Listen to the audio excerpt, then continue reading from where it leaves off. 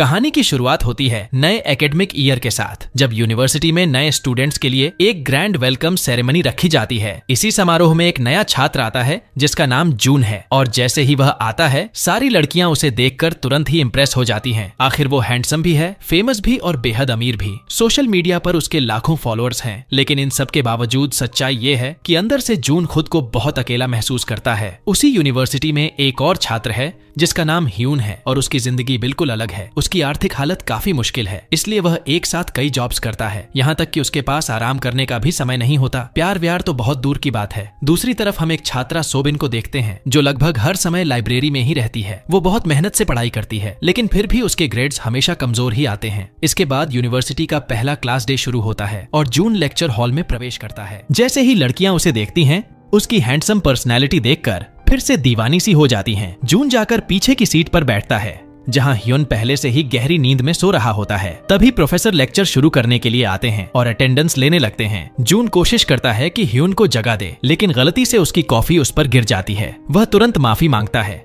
और उसे एक टिश्यू भी देता है, लेकिन ह्यून को कोई फर्क ही नहीं पड़ता। वह बिल्कुल कोल्ड रिएक्शन देता है, जिससे जून थोड़ा हैरान हो जाता है। क्लास के बाद जून उसे मुआवजे के तौर पर पैसे ऑफर करता है, लेकिन ह्यून साफ मना कर देता है और वहां से चला जाता है। जून उसके अजीब व्यवहार से चौंक जाता है। तब उसका दोस्त कहता है कि उसे उसकी परवाह नहीं करनी चाहिए, क्योंकि ह्यून तो किसी मशीन की तरह इंसान है। उधर हम सोबिन को लड़कियों के हॉस्टल में देखते हैं, जहां वह अपना सामान सेट कर रही होती है और मन ही मन दुआ करती है कि उसकी रूममेट अच्छी, साफ सुथरी और मिलनसार हो, ताकि दोनों आराम से साथ रह सकें। तभी वहां मिंजू आती है और सोबिन उसे देखकर हैरान रह जाती है, क्योंकि वह बेहद खूबसूरत होती है। सोबिन नोटिस करती है कि उसके पास सिर्फ एक बैग है, इसलिए वह मदद की पेशकश करते हुए उसके साथ बाकी बैग लाने चल पड़ती है। लेकिन थोड़ी ही देर में सोबिन को समझ आता है कि उसने क्या गलती कर दी, क्योंकि वहां तो ढेर सारे बैग पड़े होते हैं। वह मन ही मन सोचती है कि आखिर उसने मदद की पेशकश क्यों कर दी, और फिर बेचारी सोबिन एक एक बैग उठाते उठाते लगभग टूट ही जाती है। उसी रात हम जून को उसके दोस्तों के साथ एक क्लब में पार्टी करते देखते हैं, जहां साफ दिखाई देता है कि उसके दोस्त असल में सिर्फ इसलिए उसके साथ रहते हैं ताकि उससे फायदा उठा सकें और बिल उसी से भरवा सकें, क्योंकि वह अमीर परिवार से है। थोड़ी देर बाद जून एक सुपरमार्केट में ड्रिंक्स लेने जाता है, जहां उसे ह्यून काम करते हुए दिखता है। वह उससे दोस्ती करने की कोशिश करता है और उसे अपने साथ पार्टी करने के लिए भी बुलाता है, यह कहते हुए कि खर्चा वह खुद देगा। लेकिन ह्यून उसे शर्मिंदा कर देता है और कहता है कि दुनिया की हर चीज पैसे से नहीं खरीदी जा सकती। इसी दौरान सोबिन रात में जागकर यूनिवर्सिटी के प्रोजेक्ट्स ढूंढ रही होती है, ताकि ग्रेजुएशन के बाद उसके सीवी में कुछ अच्छा ऐड हो सके। लेकिन उसकी रूममेट कहती है कि उसे सिर्फ अंधेरे में ही नींद आती है, इसलिए सोबिन को मजबूरी में लैपटॉप बंद करके लाइट ऑन करनी पड़ती है। अगले दिन सोबिन सेक्रेटरी के ऑफिस जाती है, लेकिन जैसे ही वह दरवाजा खोलती है, सामने से बाहर निकलते हुए जून से टकरा जाती है। वह तुरंत घबरा जाती है और थोड़ा शर्मिंदा भी महसूस करती है, क्योंकि वह यूनिवर्सिटी के सबसे फेमस स्टूडेंट के इतने करीब खड़ी होती है। अंदर जाकर उसे पता चलता है कि जिस प्रोजेक्ट के लिए वह आई थी वह जून पहले ही ले चुका है, और अब उसके पास एक ही रास्ता है कि वह जून से कहे कि वह उसे छोड़ दे। तभी सेक्रेटरी उससे कहती है कि उसे नए छात्रों की ट्रिप में वॉलंटियर बनना होगा, और मजबूरी में सोबिन को हाँ कहना पड़ता है। वह जाकर अपने दोस्त चान को बताती है, और चान इस बात पर हंस हंस कर उसका मजाक उड़ाने लगता है कि अब उसे नए स्टूडेंट्स के पीछे पीछे सफाई करनी पड़ेगी। अगले दिन सोबिन को पता चलता है कि ह्यून भी उसी के साथ वॉलंटियर बना है, और यह सुनकर वह थोड़ी घबरा जाती है, क्योंकि ह्यून यूनिवर्सिटी का सबसे होशियार छात्र माना जाता है और हमेशा स्कॉलरशिप जीतता है। फिर नए स्टूडेंट्स अपना अपना परिचय देना शुरू करते हैं, और इस दौरान जून नोटिस करता है कि सोबिन बार बार उसे देख रही है, इसलिए वह सोच लेता है कि शायद सोबिन उसे पसंद करती है। रात को वह सोबिन को अकेली खड़ा देखता है और उससे बात करने पहुंच जाता है। उससे पूछता है कि वह उसे इतनी बार क्यों देखती है, लेकिन सोबिन शर्म से घबरा जाती है और बहाना बनाकर कहती है कि उसका दोस्त उसे बुला रहा है, और वहां से जल्दी से निकल जाती है। बाद में जून कोशिश करता है कि वह ह्यून के करीब आए और उससे दोस्ती करे, लेकिन ह्यून उसे कहता है कि उसके पास दोस्ती करने या किसी के साथ घूमने का समय नहीं है। जब सब सो जाते हैं, तब ह्यून चुपचाप पूरे इलाके की सफाई करने लगता है और खाली बोतलें इकट्ठा करता है। तभी सोबिन वहां आ जाती है और कहती है कि उसने सोशल एक्टिविटी के दौरान उसे कई मैसेजेस भेजे थे, लेकिन उसने कोई जवाब नहीं दिया। ह्यून कहता है कि उसे कोई मैसेज मिला ही नहीं, और यह सुनकर सोबिन थोड़ी शर्मिंदा हो जाती है और सोने चली जाती है। लेकिन रास्ते में वह देखती है कि जून अपने नशे में धुत दोस्त के साथ खड़ा है, जो उससे झगड़ रहा होता है, क्योंकि जिस लड़की को वह पसंद करता है वह जून को पसंद करती है। गुस्से में वह जून पर हमला कर देता है और तभी सोबिन बीच में आकर जून को बचाने की कोशिश करती है। वह दोस्त सोबिन को बी मारने ही वाला होता है, लेकिन तभी ह्यून वहां पहुंच जाता है और उस लड़के को जमीन पर गिरा देता है। इसके बाद सोबिन जून का इलाज करने लगती है और इसी मौके का फायदा उठाते हुए उससे कहती है कि वह उस प्रोजेक्ट को छोड़ दे। जून को लगता है कि उसने उसकी मदद सिर्फ इसी वजह से की है, फिर भी वह मान जाता है, लेकिन एक शर्त पर कि सोबिन उसकी क्लोज फ्रेंड बनेगी। और यह अजीब सी शर्त सुनकर सोबिन पूरी तरह हैरान रह जाती है। आखिरकार सोबिन मजबूरी में उसकी शर्त मान ही लेती है। उसी रात ह्यून सोने से पहले अपने फोन में मैसेजेस देख रहा होता है। तभी उसे सोबिन के भेजे हुए मैसेजेस मिलते हैं और उसे समझ आता है कि वह सच कह रही थी। अगले दिन वह सोबिन से माफी मांगता है और कहता है कि उसका जवाब न देना जानबूझकर नहीं था। इसी बीच जून सोबिन से कहता है कि वह उसके साथ बंजी जंपिंग गेम खेले, लेकिन सोबिन तुरंत मना कर देती है क्योंकि उसे ऊंचाइयों से बहुत डर लगता है। तब जून उसे मनाते हुए वादा करता है कि अगर वह उसके साथ यह गेम खेल लेती है तो यूनिवर्सिटी लौटते ही वह प्रोजेक्ट उसके नाम कर देगा। मजबूरी में सोबिन को मानना पड़ता है, लेकिन वह बहुत घबराई हुई होती है। जून उसे कहता है कि बस उस पर भरोसा करे, फिर वह उसे लेकर ऊपर से छलांग लगा देता है। डर के मारे सोबिन उसे कसकर पकड़ लेती है और दूर खड़ा ह्यून उन्हें उस गेम में देख रहा होता है। ट्रिप खत्म होने के बाद सोबिन जून से पूछती है कि क्या उसने सेक्रेटरी से बात करके प्रोजेक्ट उसके नाम कर दिया है, लेकिन जून टालते हुए कहता है कि वह उसे कल बताएगा और वहां से चला जाता है। बाहर निकलते ही जून अचानक अपने भाई को सामने देखकर चौंक जाता है और पता चलता है कि उसका भाई अब उसी यूनिवर्सिटी में पढ़ाने के लिए ट्रांसफर होकर आया है। वह उससे कहता है कि फिलहाल ऐसा दिखाए जैसे दोनों एक दूसरे को जानते ही नहीं। दूर खड़ा ह्यून यह सब देख रहा होता है। रात में ह्यून हमेशा की तरह सुपरमार्केट में काम कर रहा होता है। तभी उसकी दोस्त रान वहां आती है और कहती है कि बहुत समय हो गया उसे देखे हुए, इसलिए आज उसे एक ड्रिंक पिलानी पड़ेगी। वह उसे समझाती है कि वह अपनी इस थकाऊ रूटीन से थोड़ा ब्रेक ले और अपने उम्र के दोस्तों के साथ समय बिताए, लेकिन ह्यून के लिए ऐसा करना मुश्किल है क्योंकि वह पूरी तरह खुद पर निर्भर है। हम देखते हैं कि अगली सुबह वह बहुत कम नींद के बावजूद जल्दी उठता है, यहाँ तक कि बस में सफर करते हुए भी उसे झपकी आ जाती है। वह दौड़ते भागते यूनिवर्सिटी पहुँचता है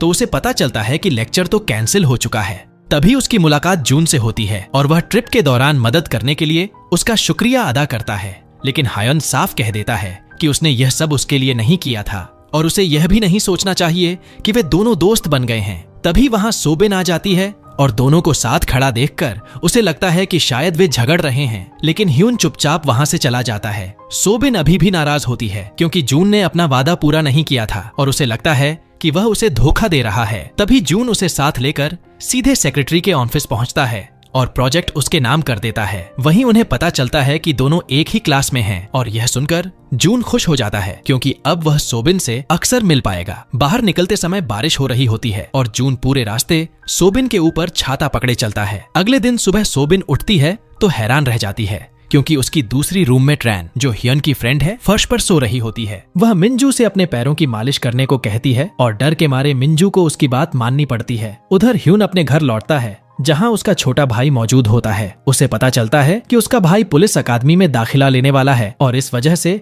वह अपनी पढ़ाई आगे नहीं बढ़ा पाएगा। यह सोचकर ह्यून उदास हो जाता है और उसे अपने पिता की याद आती है जो एक पुलिस ऑफिसर थे और जिनकी मौत के बाद दोनों भाई बहुत छोटे थे। तभी से ह्यून पूरी तरह खुद पर निर्भर होकर जी रहा है। दूसरी तरफ सोबिन अपने प्रोजेक्ट के सिलसिले में प्रोफेसर से मिलने जाती है और प्रोफेसर उसे एक खास रिसर्च करने को कहती है। रात को हम मिंजू को बहुत दुखी हालत में देखते हैं। वह रो रही होती है क्योंकि उसका बॉयफ्रेंड से ब्रेकअप हो चुका है। वह वापस हॉस्टल आती है। सोबिन और राण उसे दिलासा देने की कोशिश करते हैं और साथ में खाना खाने का न्योता भी देते हैं, लेकिन वह मना कर देती है और सोने चली जाती है। उसी समय जून के दोस्त उसके घर पहुंच जाते हैं और कहते हैं कि आज रात वे वहीं रुकेंगे। जून उन्हें मना करता है, लेकिन वे जबरदस्ती अंदर घुसकर पूरे घर का हाल खराब कर देते हैं। जून अंदर ही अंदर परेशान होता है क्योंकि उसे पता है कि वे उससे सिर्फ उसके पैसों की वजह से दोस्ती निभा रहे हैं। अगले दिन क्लास में वह उन सबको नजरअंदाज कर देता है और जाकर ह्यून के बगल में बैठ जाता है। वह उसके लिए कॉफी भी लाता है और बात करने की कोशिश करता है, लेकिन ह्यून उठकर दूसरी सीट पर चला जाता है ताकि वह आराम से सो सके। तभी प्रोफेसर क्लास में आते हैं और एक नया प्रोजेक्ट देते हैं। साथ ही कहते हैं कि सबको टीम बनाकर काम करना होगा। संयोग से जून और उसके दोस्त ह्यून की टीम में आ जाते हैं। क्लास खत्म होने के बाद ह्यून सोबिन से कहता है कि वह भी उनकी टीम में शामिल हो जाए। सोबिन थोड़ी हिचकिचाती है, लेकिन जून उसे बार बार मनाता है और आखिरकार वह मान जाती है। जून खुशी खुशी उसका नंबर भी ले लेता है। इसके बाद पूरी टीम साथ बैठकर प्रोजेक्ट पर चर्चा करती है और तय करती है कि सोबिन ही टीम लीडर होगी। उसी दौरान जून की माँ का फोन आता है और वह उसे घर आने को कहती है क्योंकि घर में डिनर है और उसके अंकल आंटी आने वाले हैं। रात में मिंजू अभी भी अपने ब्रेकअप से टूट चुकी होती है, इसलिए वह सुपरमार्केट जाती है। वहाँ उसके हाथ से ड्रिंक गिर जाती है और वह रोने लगती है। तभी ह्यून उसे देख लेता है और जमीन साफ करने लगता है। मिंजू उसके इस व्यवहार से काफी प्रभावित हो जाती है। वह एक ड्रिंक खरीदती है और काउंटर पर रखती है और कहती है कि यह उसके लिए गिफ्ट है, फिर जल्दी से वहाँ से भाग जाती है। ह्यून उसके पीछे जाने की कोशिश करता है, लेकिन तब तक मिंजू जा चुकी होती है। अगले दिन टीम की मीटिंग होती है, लेकिन वहाँ सिर्फ जून और ह्यून ही पहुँचते हैं। सोबिन बाकी टीम मेंबर्स को कॉल करने की कोशिश करती है, पर कोई जवाब नहीं देता। तब ह्यून सुझाव देता है कि ऐसे गैर जिम्मेदार लोगों को टीम से निकाल देना चाहिए और प्रोजेक्ट का काम बस तीनों मिलकर बांट लें। लेकिन जून मना कर देता है और कहता है कि शायद उनके पास कोई मजबूरी रही होगी। तब सोबिन फैसला करती है कि काम सबको बराबर बांटा जाएगा और जो अपना हिस्सा पूरा नहीं करेगा उसका काम वह खुद कर देगी, क्योंकि वह टीम लीडर है। लेकिन ह्यून इस बात से असहमत होता है, कहता है कि वह ऐसी टीम में काम नहीं करेगा और वहाँ से चला जाता है। जब सोबिन और जून उसके पीछे जाते हैं, तभी रास्ते में जून के दोस्त मिल जाते हैं। ह्यून उन्हें साफ कह देता है कि अगर वे जिम्मेदारी नहीं निभा सकते तो टीम के लिए बोझ बनेंगे। यह सुनकर वे भड़क जाते हैं और उससे झगड़ा करने लगते हैं। जून बीच में आकर उन्हें शांत कराने की कोशिश करता है, लेकिन उसके ही दोस्त उसे धक्का देकर गिरा देते हैं और ह्यून से लड़ने लगते हैं। उसी दौरान जून को अपने बचपन की दर्दनाक यादें आने लगती हैं, जब वह हिंसा का शिकार हुआ करता था, और वह टूट जाता है, रोने लगता है और जोर जोर से चिल्लाने लगता है ताकि लड़ाई रुक जाए। उसका यह व्यवहार देखकर सब लोग हैरान रह जाते हैं। इसके बाद सोबिन ह्यून के घाव का इलाज करती है, उस पर पट्टी लगाती है और उससे विनती करती है कि वह टीम न छोड़े, क्योंकि उसे उसकी जरूरत है। आखिरकार ह्यून मान जाता है। सोबिन उससे कहती है कि टीम की भलाई के लिए उसे जून से भी ठीक से बात करने की कोशिश करनी चाहिए, लेकिन ह्यून बिना जवाब दिए वहां से चला जाता है। उधर जून अकेले टहल रहा होता है जब उसकी मुलाकात अपने भाई से होती है। वह उसकी कार में बैठ जाता है। घर पहुंचने पर पता चलता है कि वे बहुत अमीर परिवार से हैं। डिनर के लिए तैयार होते समय जून विग पहनता है, क्योंकि उसके परिवार वाले उसके असली बालों के रंग का मजाक उड़ाते हैं। डिनर के दौरान जून से गलती से सच निकल जाता है और वह बता देता है कि वह सोल यूनिवर्सिटी में नहीं बल्कि एक साधारण यूनिवर्सिटी में पढ़ता है। यह सुनकर उसके पिता गुस्से से आगबूला हो जाते हैं। डिनर के बाद उसके पिता उसे मारते हैं और कहते हैं कि उन्हें उस पर शर्म आती है। वह उसकी माँ को भी डांटते हैं कि उसने उसे यहाँ बुलाया ही क्यों। फिर जून से कहते हैं कि वह इस घर से निकल जाए, क्योंकि वे उसका चेहरा भी नहीं देखना चाहते। वे बस उसे पैसे भेजते रहेंगे ताकि उनका उससे कोई रिश्ता न रहे। लेकिन उसकी माँ भी उसे दिलासा देने के बजाय कहती है कि गलती उसकी ही है जो उसने ऐसे नाकाम बेटे को जन्म दिया। फिर उसके सिर से विग खींचकर उसके बालों का मजाक उड़ाती है। घर से निकलते ही जून देखता है कि उसका भाई कार में उसका इंतजार कर रहा है। वह कार में बैठता है और उसका भाई कहता है कि वह फिर कभी घर वापस न आए, क्योंकि उस घर में कोई उसे प्यार नहीं करता, कोई उसे देखना भी नहीं चाहता और वे लोग उसे परिवार का हिस्सा मानते ही नहीं। यह सब जून से अब और सहन नहीं होता, इसलिए वह अपने भाई से कार रोकने को कहता है। तब वह अपने उन्हीं दोस्तों को कॉल करता है जो उसका फायदा उठाते हैं और उन्हें पार्टी पर बुलाता है, कहते हुए कि आज का सारा बिल वही देगा। वह लगातार शराब पीता रहता है जब तक कि उसे होश नहीं रहता। इसी दौरान वह अपने दोस्तों को यह कहते हुए सुनता है कि वे उससे जलते हैं, क्योंकि वह अमीर है, हैंडसम है, फेमस है और सब उसे पसंद करते हैं, इसलिए उनकी नजर में उसकी जिंदगी तो बेहद आसान होगी। लेकिन सच्चाई कुछ अलग ही है। नशे की हालत में जून ह्यून को फोन करता है और कहता है कि अगर वह तुरंत नहीं आया तो वह खुद को मार डालेगा। लेकिन ह्यून उस समय काम पर होता है, इसलिए वह सोबिन को कॉल करता है और उससे कहता है कि वह जाकर जून को देखे। जब वह वहां पहुंचती है तो देखती है कि जून झील के किनारे खड़ा है और खुद को पानी में फेंकने की कोशिश कर रहा है। सोबिन तुरंत उसके पास जाती है और उससे बात करने लगती है। उसी दौरान जून अचानक उससे कहता है कि वह उसके साथ रिलेशनशिप में आ जाए। यह सुनकर सोबिन कहती है कि वह किसी और को पसंद करती है। तभी ह्यून भी वहां पहुंच जाता है, लेकिन जून नशे में इतना धुत होता है कि उसे कुछ होश नहीं होता, इसलिए ह्यून उसे अपनी पीठ पर उठाकर उसके घर तक छोड़ने जाता है। अंदर जाकर जब वह हाथ धोने के लिए बाथरूम में जाता है तो उसकी साफ सुथरी और बड़ी जगह देखकर उसे अपने छोटे और तंग बाथरूम की याद आती है जो हमेशा गंदा रहता है। वो अपनी हालत सोचकर उदास हो जाता है। बाद में वह सोबिन के साथ घर से बाहर निकलता है और उससे कहता है कि जून को यह मत बताना कि उसे घर तक वही छोड़कर आया था, क्योंकि वह नहीं चाहता कि जून उसे धन्यवाद कहे। अगले दिन जून उठता है तो उसे पिछली रात की कोई बात याद नहीं रहती। वह बहुत कोशिश करता है याद करने की, लेकिन नाकाम रहता है। वह सोबिन को फोन करके पूछता है कि उसे घर तक कौन छोड़कर आया था, लेकिन सोबिन उसे सच नहीं बताती और बात टाल देती है। इसी बीच वह प्रोफेसर जिन्होंने सोबिन को रिसर्च असाइनमेंट दिया था, यह सोचती हैं कि शायद सोबिन ने जून पर दबाव डालकर प्रोजेक्ट अपने नाम करवा लिया, लेकिन सोबिन साफ कहती है कि जून ने वह प्रोजेक्ट अपनी मर्जी से छोड़ दिया था। फिर जून को धीरे धीरे समझ आता है कि कल रात उसे घर तक पहुंचाने वाला ह्युन ही था, क्योंकि नशे में होने से पहले उसने आखिरी कॉल उसी को किया था। इसके बाद जून जाकर सोबिन के पास बैठता है और उससे पूछता है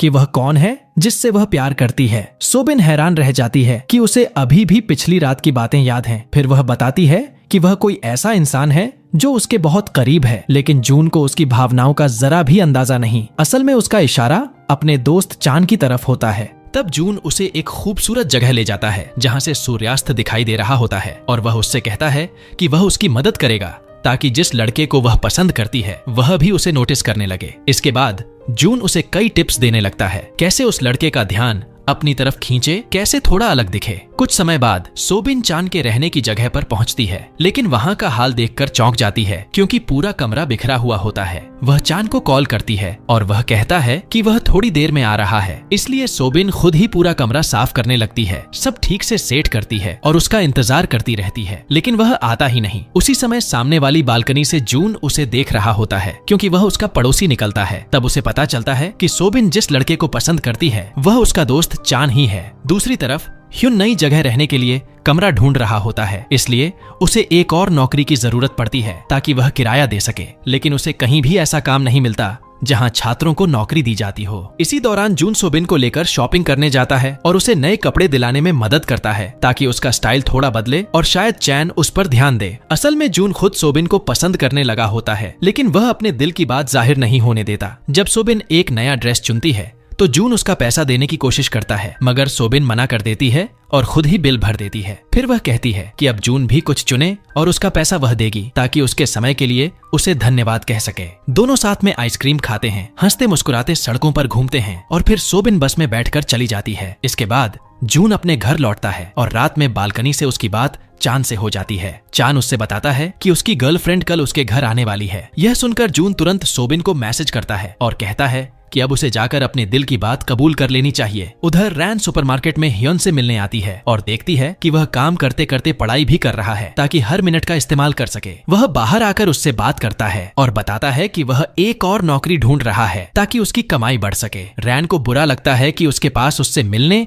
या उसके साथ समय बिताने का वक्त ही नहीं है, लेकिन फिर भी वह अपनी एक दोस्त से कहती है कि अगर कहीं काम हो तो ह्युन के लिए सिफारिश कर दे। अगले दिन पूरी टीम प्रोजेक्ट पर चर्चा करने के लिए मिलती है और जब जून सोबिन के साथ अंदर आता है तो उसके दोस्त उन्हें साथ देखकर चौंक जाते हैं और मजाक मजाक में समझ लेते हैं कि शायद दोनों रिलेशनशिप में हैं, जिससे सोबिन थोड़ा शर्मिंदा हो जाती है। मीटिंग खत्म होते ही ह्युन जल्दी से निकल जाता है क्योंकि उसे काम पर पहुंचना होता है। जून उसके पीछे जाता है और उसे कुछ खिलाने पिलाने के लिए बुलाता है ताकि उसे घर तक पहुंचाने के लिए धन्यवाद कह सके, लेकिन ह्युन साफ मना कर देता है और कहता है कि उसके पास समय नहीं है। उसी रात सोबिन खाना खरीद कर चान के अपार्टमेंट जाती है क्योंकि दोनों ने साथ में डिनर करने का प्लान बनाया था, लेकिन चान उनका तय समय ही भूल जाता है। तभी उसकी गर्लफ्रेंड मिंजू वहां पहुंच जाती है और दरवाजा सोबिन खोलती है। दोनों एक दूसरे को देखकर चौंक जाती हैं और सोबिन को बहुत अजीब महसूस होता है, इसलिए वह तुरंत अपार्टमेंट से बाहर निकल जाती है। सीढ़ियों पर उसकी मुलाकात चैन से होती है, लेकिन वह घबरा जाती है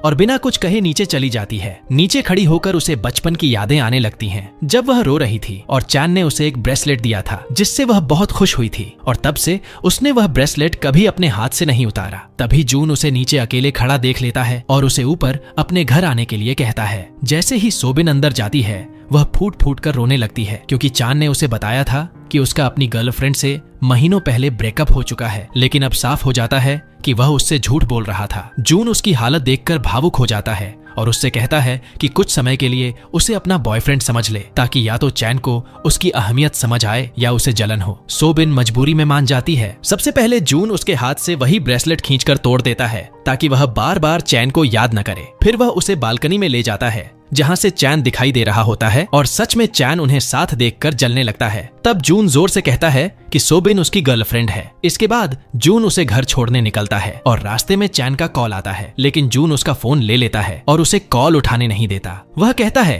कि चैन उसके जज्बात के लायक ही नहीं है और उसे समझाता है कि कुछ समय तक उससे न बात करे और न ही मिले ताकि उसे उसकी कीमत समझ आए। पूरे रास्ते दोनों हंसी मजाक करते हुए चलते हैं और साफ महसूस होता है कि अब उनके बीच की दूरी पहले से काफी कम हो चुकी है। उधर मिंजू फिर से सुपरमार्केट जाती है क्योंकि वह ह्यून से मिलना चाहती है। लगता है कि वह उससे प्रभावित हो चुकी है, लेकिन वहाँ उसे कोई और कर्मचारी दिखता है और ह्यून नहीं, जिससे वह निराश हो जाती है। अगले दिन यूनिवर्सिटी में ह्यून की मुलाकात अपने एक दोस्त से होती है जो उसे एक नई नौकरी के बारे में बताता है। जब ह्यून वहां जाकर इंटरव्यू देता है तो हैरान रह जाता है क्योंकि उसे तुरंत ही उस नौकरी के लिए चुन लिया जाता है। लेकिन जल्द ही ह्यून को पता चलता है कि असल में रान ने ही उसके लिए सिफारिश की थी और मैनेजर से बात करके उसे यह जॉब दिलवाई थी। यह सुनकर ह्यून फैसला करता है कि वह यह नौकरी नहीं लेगा, जबकि इस जॉब के साथ रहने की जगह और अच्छी खासी सैलरी भी मिलने वाली थी। रात में जब रैन को यह पता चलता है तो वह गुस्से में उससे झगड़ने चली जाती है क्योंकि वह तो सिर्फ उसकी जिंदगी थोड़ी आसान बनाना चाहती थी। लेकिन ह्यून साफ कह देता है कि उसे किसी की मदद लेना पसंद नहीं और वह किसी पर एहसानमंद रहना बिल्कुल नहीं चाहता। अगले दिन नाम आखिरी बार भाई से मिलने यूनिवर्सिटी जाता है और वहाँ संयोग से उसकी मुलाकात मिंजू से हो जाती है। नाम उसे पहली ही नजर में पसंद करने लगता है, लेकिन घबराहट में चलते चलते ठोकर खाकर गिर पड़ता है और तुरंत उठकर ऐसा दिखाने लगता है जैसे वह कोई एक्सरसाइज कर रहा हो। आसपास खड़ी लड़कियां यह देखकर हंसने लगती हैं। तभी उसका भाई आता है और उसे वहां से ले जाता है। रास्ते में उनकी मुलाकात जून से हो जाती है और वह बताता है कि वह ह्यून का दोस्त है। फिर वह सबको साथ में खाना खाने का न्योता देता है। नाम यह सुनकर खुश हो जाता है और सब मान जाते हैं। जब वे सब साथ बैठते हैं तो जून देखता है कि ह्यून अपने छोटे भाई के साथ कितनी प्यार से पेश आता है और उसे अपनी फैमिली और अपने भाई का व्यवहार याद आ जाता है, जिससे उसका दिल भारी हो जाता है। खाना खत्म होने के बाद जून ह्यून से कहता है कि वह अपने भाई के साथ बहुत दयालु है और जरूर उसे बहुत प्यार करता होगा। फिर वह कहता है कि काश उसका भी ऐसा कोई भाई होता, क्योंकि उसके पास कोई भाई बहन नहीं है। इसके बाद वे सब प्रोजेक्ट के लिए टीम मीटिंग करते हैं, लेकिन जून के दोस्तों ने अपना रिसर्च काम बिल्कुल भी नहीं किया होता। ह्यून उन्हें डांट देता है, जिससे वे नाराज होकर टीम छोड़ देते हैं और जून से भी कहते हैं कि वह उनके साथ चला आए, लेकिन जून मना कर देता है और तय करता है कि वह ह्यून के साथ ही रहेगा। वह ह्यून से कहता है कि वह उसे रिसर्च के लिए जरूरी जानकारी लाकर देगा और यह जानकारी उसके पिता की कंपनी से जुड़ी होती है। जून कंपनी की सेक्रेटरी को फोन करके कहता है कि वह उसके पिता से वह जानकारी दिलवा दे। सेक्रेटरी पहले तो तैयार हो जाती है, लेकिन जब जून के पिता को पता चलता है कि यह जानकारी जून के लिए चाहिए, उनके बड़े बेटे के लिए नहीं, तो वे साफ मना कर देते हैं। दूसरी तरफ सोबिन को खबर मिलती है कि उसका रिसर्च प्रोजेक्ट जीत गया है। सेक्रेटरी उसे कॉल करके बधाई देती है और उसी समय पास खड़ा एक छात्र उनकी बात सुन लेता है। तभी प्रोफेसर अंदर आती हैं और कहती हैं कि उन्होंने सोबिन को अपना असिस्टेंट चुन लिया है, लेकिन वह छात्र झूठ बोल देता है और कहता है कि उसने ही सोबिन को रिसर्च में मदद की थी और असली वजह वही है कि प्रोजेक्ट जीता। यह सुनकर प्रोफेसर अपना फैसला बदल देती हैं और सोबिन की जगह उसी छात्र को अपना असिस्टेंट बना लेती हैं। उधर सुपरमार्केट में ह्यून काम कर रहा होता है। तभी जून के दोस्त वहां आते हैं और उसे तानों से परेशान करने लगते हैं। वे जानबूझकर बोतलें जमीन पर फेंक देते हैं, लेकिन क्योंकि वे ग्राहक होते हैं इसलिए ह्यून उनसे लड़ नहीं सकता। तभी रान वहां पहुंच जाती है और सीधे उन्हें मारने लगती है। उसकी फाइटिंग देखकर साफ पता चलता है कि वह कुंग फू में माहिर है। उसी समय उसके क्लब के दोस्त भी आ जाते हैं और उन्हें देखकर जून के दोस्त डरकर वहां से निकल जाते हैं। बाद में जब ह्यून घर लौटता है तो उसे अपने भाई के पास कुछ पैसे दिखाई देते हैं। वह पूछता है कि यह पैसे कहां से आए। तब उसका भाई बताता है कि उसने जून की घड़ी चुराकर बेच दी थी और खर्च करने के बाद जो पैसे बचे हैं वही हैं। यह सुनकर ह्यून गुस्से में उसे डांट देता है और तुरंत जून के घर चला जाता है। वह उसे कॉल करके नीचे बुलाता है। जून हैरान हो जाता है, लेकिन उससे मिलने आ जाता है। ह्यून उसे बताता है कि वह उस पर पैसे का कर्जदार है और धीरे धीरे वह पैसे लौटा देगा। लेकिन जून कहता है कि उसे पैसों की नहीं, एक दोस्त की जरूरत है। वह कहता है कि ह्यून पैसे के लिए काम करता है और उसे एक दोस्त चाहिए, इसलिए वह एक अजीब सा सौदा रखता है, वे दोनों दोस्त बन जाएं।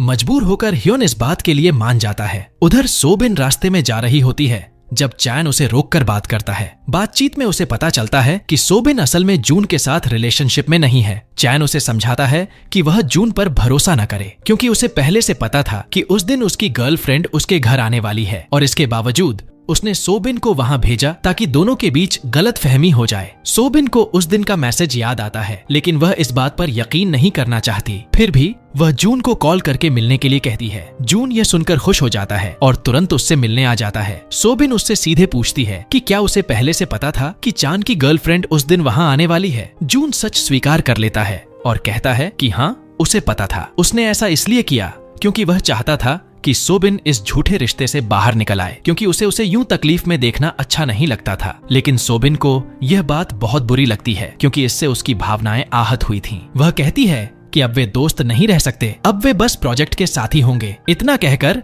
वह वहां से चली जाती है और जून अकेला खड़ा रह जाता है, टूटा हुआ और उदास, क्योंकि उसकी एकमात्र सच्ची दोस्त भी उसे छोड़कर जा चुकी होती है। वह उनके साथ बिताई यादों को याद करता है और रोने लगता है। दर्द भुलाने के लिए वह पार्टी करने चला जाता है और लगातार शराब पीता रहता है, लेकिन फिर भी वह उस दर्द को भूल नहीं पाता। आखिर में वह ह्यून को फोन करता है, जो उस समय देर रात तक काम कर रहा होता है, और उससे कहता है कि उसने किसी बहुत खास इंसान को चोट पहुंचाई है और अब उसे समझ नहीं आ रहा कि वह क्या करे। इसके बाद ह्यून उसे सलाह देता है कि वह जाकर अपने दिल की बात साफ साफ बता दे। फिर कॉल खत्म कर देता है। जून हिम्मत जुटाता है और दौड़ते हुए सीधे सोबिन के हॉस्टल पहुंच जाता है। वह नीचे खड़ा होकर उसका नाम पुकारने लगता है। खिड़की से उसे देखकर सोबिन हैरान रह जाती है और नीचे आकर उससे बात करती है। जून उससे माफी मांगता है कि उसने उसे दुख पहुंचाया और फिर बिना किसी झिझक के अपने दिल की बात कह देता है। वह उसे पसंद करता है, बल्कि उससे प्यार करता है, लेकिन वह उससे यह भी कहता है कि अभी जवाब देने की जरूरत नहीं,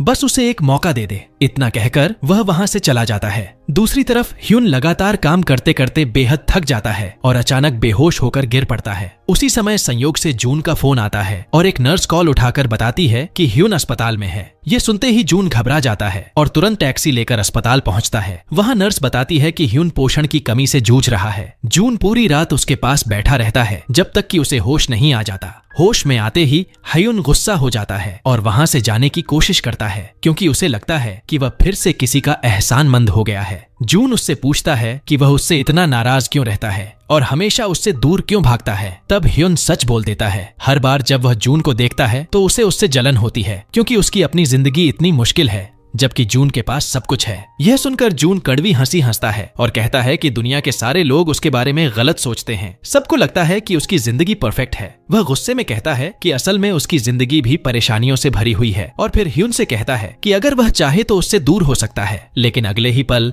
जून खुद ही कह देता है कि चाहे ह्यून जितनी कोशिश कर ले, वह उससे दोस्ती नहीं छोड़ेगा। फिर वह नर्स से कहता है कि ह्यून का ध्यान रखे और वहां से निकल जाता है। उधर सोबिन अपने रिसर्च पर काम कर रही होती है, लेकिन लिखते लिखते उसे जून की वो बातें याद आने लगती हैं जब उसने अपने प्यार का इजहार किया था। उसका ध्यान भटक जाता है और वह गलती से उन बातों को भी अपने रिसर्च में लिख देती है। यह देखकर वह झुंझला जाती है और काम आगे नहीं बढ़ा पाती। बाद में वह हॉस्टल में अपनी सहेलियों के साथ बैठती है और सब मिलकर ड्रिंक करने लगती हैं। धीरे धीरे हर लड़की अपने प्यार की परेशानियां बताने लगती है और इसी दौरान साफ दिखता है कि राण के दिल में ह्यून के लिए भावनाएं हैं, लेकिन ह्यून को इसका जरा भी एहसास नहीं है। अगले दिन ह्यून जून को एक लिफाफा देता है जिसमें पैसे होते हैं और कहता है कि यह वही रकम है जो वह उसका कर्ज समझ रहा था। जून हैरान रह जाता है कि उसने इतनी जल्दी पैसे कैसे जुटा लिए। ह्यून कहता है कि अब वह उसका कोई कर्जदार नहीं है, इसलिए उससे दूर रहे। यह कहकर वह जाने लगता है, लेकिन जून साफ कह देता है कि चाहे कुछ भी हो जाए वह उसका दोस्त बना रहेगा। इसी बीच वह छात्र जो प्रोफेसर का असिस्टेंट बना था, उनके ऑफिस में रिसर्च पेपर्स व्यवस्थित कर रहा होता है। उसे सोबिन का रिसर्च पेपर मिल जाता है तो वह चालाकी से उस पर से सोबिन का नाम हटा देता है और उसे अपने नाम से जमा कर देता है। उधर सोबिन यूनिवर्सिटी में चल रही होती है, तभी अचानक उसे महसूस होता है कि लोग उसे पहचानने लगे हैं। चारों तरफ छात्र उसके बारे में बातें कर रहे होते हैं और अफवाह फैली हुई होती है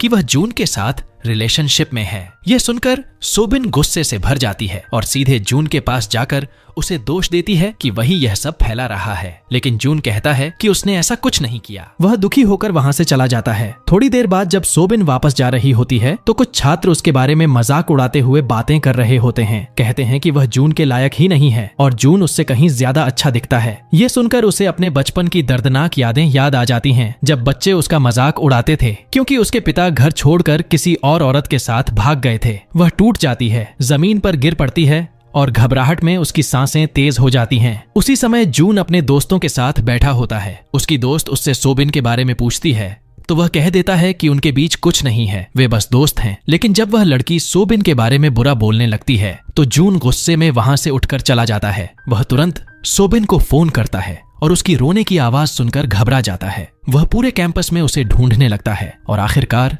उसे अकेले बैठे देख लेता है, जहां वह मुश्किल से सांस लेने की कोशिश कर रही होती है। जून उसके पास जाकर उसका हाल पूछना चाहता है, लेकिन सोबिन उसका हाथ झटक देती है और कहती है कि वह उसे अकेला छोड़ दे। वह रोते हुए कहती है कि उनके बीच की दोस्ती ही उसकी सारी परेशानियों की वजह बन रही है और वह अब उससे दोस्ती भी नहीं रखना चाहती। जून चुपचाप वहां से चला जाता है, पूरी तरह टूट चुका होता है। चलते चलते उसे अपनी माँ की बातें याद आने लगती हैं। जब वह कहती थी कि वह हर उस इंसान के लिए मुसीबत बन जाता है जो उसके करीब आता है, इसलिए उसे कभी सच्चे दोस्त या प्यार नहीं मिलेगा। दूसरी तरफ सोबिन प्रोफेसर के ऑफिस जाती है और अपने रिसर्च के बारे में पूछती है, लेकिन प्रोफेसर उससे बहुत खराब तरीके से पेश आती हैं। उसे ऑफिस से बाहर निकाल देती हैं और कहती हैं कि अब उन्हें उसे अपना असिस्टेंट बनाने में कोई दिलचस्पी नहीं है। उसी दौरान जून के दोस्त एक क्लब में पार्टी कर रहे होते हैं और वहीं रैन काम कर रही होती है और वे उसे परेशान करने लगते हैं। साथ ही ह्योन के बारे में भी बुरा भला बोलते रहते हैं। रैन का गुस्सा इतना बढ़ जाता है कि वह उनसे लड़ने ही वाली होती है, लेकिन उसकी सहेली उसे रोक लेती है। उसी समय जून वहां बिल चुकाने आता है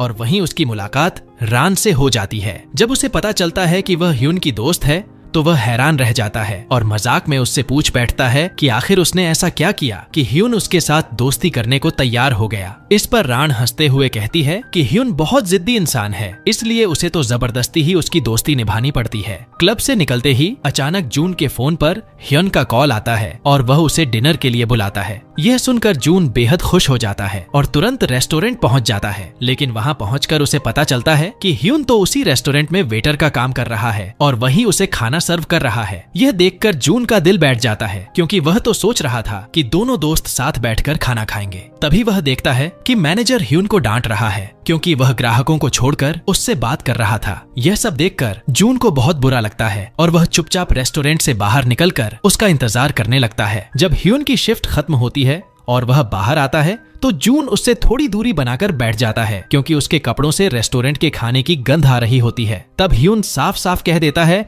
कि उसने उसे यहाँ इसलिए बुलाया था ताकि वह समझ सके कि दोनों बिल्कुल अलग दुनियाओं से आते हैं और इसलिए उनकी दोस्ती कभी नहीं चल सकती। यह सुनकर जून को बहुत चोट पहुंचती है और वह कहता है कि अगर उसे यही साबित करना था तो इतना ड्रामा करने की जरूरत ही नहीं थी और अब से वह वही करेगा जो ह्योन चाहता है, वह उससे दूर हो जाएगा। अगले दिन जून प्रोजेक्ट टीम छोड़ देता है और वापस अपने पुराने दोस्तों के साथ जुड़ जाता है। वह उनके साथ घूमता भी है, लेकिन अंदर से खुश बिल्कुल नहीं होता। दोस्त उससे बातें करते रहते हैं, लेकिन वह न तो ध्यान देता है और न ही ठीक से जवाब देता है। उधर सोबिन फिर से प्रोफेसर के ऑफिस जाती है और उनसे पूछती है कि आखिर उसे असिस्टेंट की पोस्ट से क्यों निकाला गया, ताकि अगर गलती उसकी है तो वह खुद को सुधार सके। तब प्रोफेसर साफ कह देती हैं कि उन्हें वह शुरू से पसंद नहीं थी, क्योंकि उन्हें ऐसे छात्र बिल्कुल पसंद नहीं जो अपने फायदे के लिए दूसरों का इस्तेमाल करते हैं, और उनके हिसाब से ऐसा करना यह दिखाता है कि उस इंसान में खुद काबिलियत की कमी है। बाद में सोबिन को ह्योन से पता चलता है कि जून ने प्रोजेक्ट के लिए जरूरी जानकारी उन्हें पहले ही दे दी थी, टीम छोड़ने से पहले।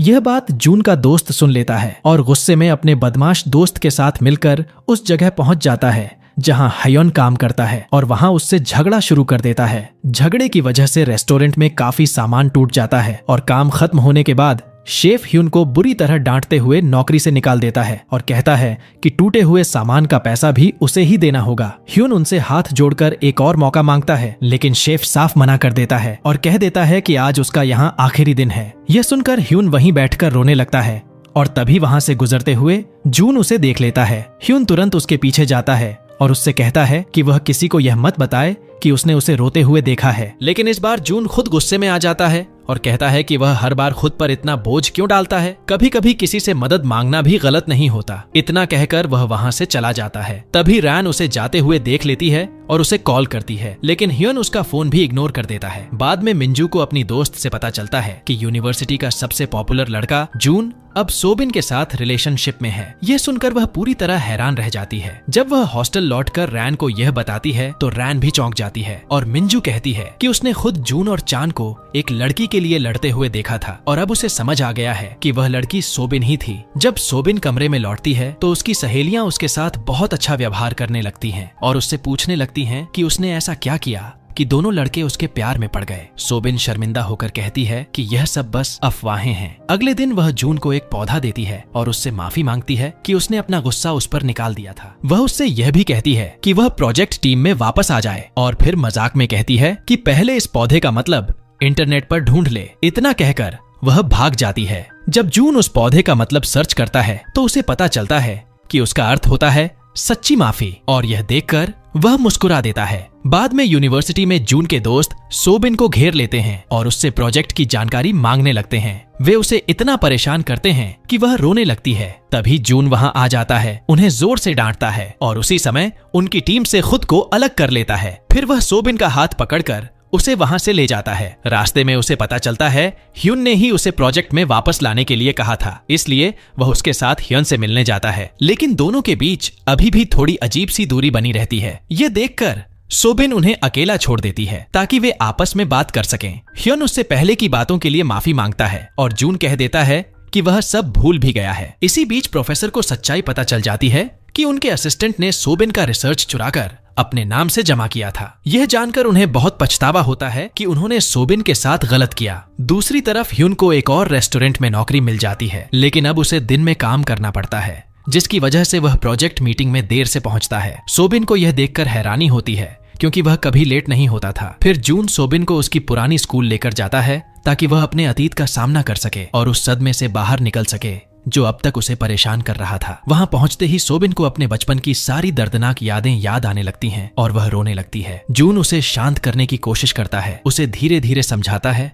और उसका हौसला बढ़ाता है जब तक कि उसका दिल थोड़ा हल्का नहीं हो जाता। इसके बाद दोनों साथ में टहलने लगते हैं। चलते चलते सोबिन का पैर फिसलने वाला होता है, लेकिन जून तुरंत उसे संभाल लेता है और फिर झुककर उसके जूतों के फीते बांध देता है। सोबिन उसके इस छोटे से ख्याल से बेहद भावुक हो जाती है। फिर दोनों हंसते मुस्कुराते हुए दौड़ते हुए हॉस्टल तक पहुंचते हैं। दूसरी तरफ यूनिवर्सिटी में सेक्रेटरी यह देखकर चौंक जाती है कि प्रोफेसर ने सोबिन के रिसर्च को अपने प्रोजेक्ट में इस्तेमाल कर लिया है। वह जाकर उनसे सवाल करती है, लेकिन प्रोफेसर उसे सख्त लहजे में धमका देती हैं कि अगर उसने यह बात किसी को बताई तो उसके लिए अच्छा नहीं होगा। डर के मारे सेक्रेटरी चुपचाप ऑफिस से बाहर निकल जाती है। उधर प्रोजेक्ट जमा करने का समय नजदीक आ जाता है और जून के दोस्त सोबिन से कहते हैं कि उन्हें फिर से टीम में शामिल कर ले, लेकिन वह साफ मना कर देती है क्योंकि उन्होंने प्रोजेक्ट में कोई मेहनत ही नहीं की थी। प्रेजेंटेशन के दिन पूरी टीम प्रोफेसर के सामने अपना प्रोजेक्ट समझाना शुरू करती है और प्रोफेसर उनके काम से काफी प्रभावित होते हैं। तभी जून का एक दोस्त खड़ा होकर आरोप लगाता है कि वह भी इस प्रोजेक्ट का हिस्सा था और टीम ने उसका काम चुराकर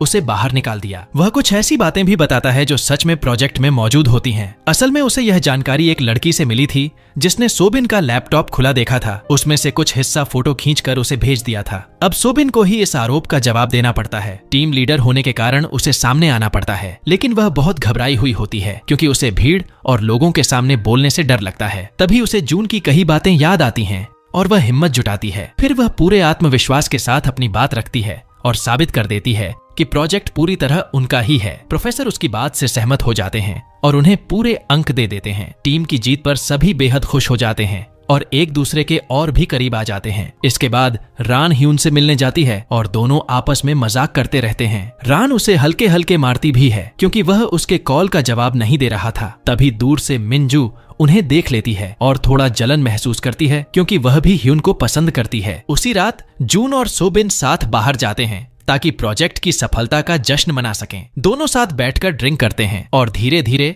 सोबिन अपने दिल की बात बताने लगती है। जून यह सुनकर बहुत खुश हो जाता है और उसके करीब आने की कोशिश करता है, लेकिन सोबिन शर्म से थोड़ा पीछे हट जाती है। तब जून उसे अपनी पीठ पर उठा लेता है और मजाक मस्ती करते हुए उसे उसके हॉस्टल तक छोड़ने जाता है। इसी दौरान ह्यून का फोन आता है और वह जून को मिलने के लिए बुलाता है। जब वे मिलते हैं तो ह्यून उसे एक वीडियो दिखाता है जिसमें वह शेफ उसे नौकरी से निकालते हुए दिखाई देता है और वह वीडियो इंटरनेट पर वायरल हो चुका होता है। ह्यून पूछता है कि क्या यह काम जून ने किया है। जून मान लेता है कि उसने ही यह किया ताकि ह्यून के साथ हुए अन्याय का जवाब मिल सके। उसे लगता है कि ह्यून इस पर गुस्सा होगा, लेकिन उल्टा ह्यून उसे धन्यवाद कह देता है। यह सुनकर जून खुश हो जाता है और साफ दिखने लगता है कि दोनों की दोस्ती अब सच में मजबूत हो रही है। अगले दिन सुबह सोबिन उठती है और उसे पिछली रात की सारी बातें याद आती हैं, जिससे वह शर्म से लाल हो जाती है और कुछ देर तो यूनिवर्सिटी जाने से भी झिझकती है। आखिरकार वह जाती है, लेकिन उसका फोन बंद हो जाता है क्योंकि बैटरी खत्म हो चुकी होती है। वह जून को ढूंढती फिरती है और तभी अचानक उसकी मुलाकात चैन से हो जाती है। चैन उसके साथ चलते हुए कहता है कि वह फिर से उसका दोस्त बनना चाहता है, लेकिन सोबिन मना कर देती है। उसी समय जून उसे कॉल करने की कोशिश करता रहता है, लेकिन उसका फोन बंद होने की वजह से कॉल नहीं लगती। तभी वह दूर से